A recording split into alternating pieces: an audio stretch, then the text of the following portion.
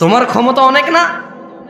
তুমি নিজেকে নেতা বললে নেতা, সুদর্শন বললে সুদর্শন, কবি বললে কবি, লেখক বললে লেখক, তুমিই তো তুমি তো বলো নিজেকে মুসলমান মুমিন বলো, তোমার মর্জি। কিন্তু মনে রাখবা, ইয়াউমা লা তামলিকু নাফসুন লিনাফসিন শাইআ ওয়াল আমরু ইয়াউমাইযিল লিল্লাহ। ওই দিনকে ভয় করো যেদিন কোনো মানুষের কোনো ক্ষমতা কোনো কাজে আসবে না, একচ্ছত্র মালিকানা সিদ্ধান্ত নেওয়ার ক্ষমতা থাকবে কার? ওই দিনকে ভয় করো। ওই দিন মুসলমান বললে মুসলমান হওয়া যাবে না।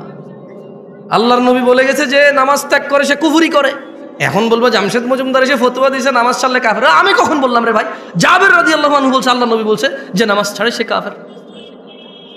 যে নিয়মিত নামাজ ছেড়ে দেয়, যে নামাজকে পরিত্যাগ করেছে, যে নামাজকে ছেড়ে দিয়েছে, যে নামাজকে নামাজের সাথে কোনো সম্পর্কই রাখলো না, নিজের সম্প্রীতি রাখলো না, সম্পর্ক কিছু রাখলো না, যে শরমে নামাজ পড়ে, জুমা না পড়লে মানুষ কি করবে?